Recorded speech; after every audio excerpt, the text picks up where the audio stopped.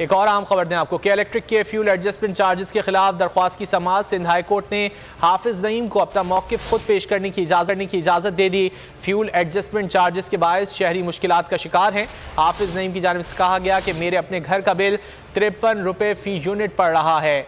Income tax समेत मुतादिद इजाफी लगाया जाता है। कानून में मैकेनिज्म दिया गया है। जस्टिस हसन अजहर रिजवी की जानिब से रिमार्क्स दिए गए। नेपरा इसके मुताबिक फैसला करती है। अगर आपको ये वीडियो पसंद आए तो लाइक पर क्लिक करें। 32 साल पुराने प्लॉट्स पर काम करेंगे तो लागत में इजाफा ही होगा। कराची के शहरियों को गैर कानूनी चार्जेस वापस किए जाएं। दरख्वास्त में मौक़िफ़ अपनाया गया। अदालत ने नेपरा को नोटिस जारी करते हुए जवाब तलब कर लिया है।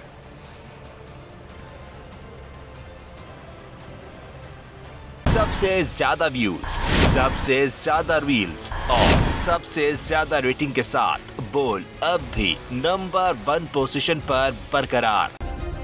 सब्सक्राइब करें और बेल दबाएं ताकि कोई खबर रह न जाए।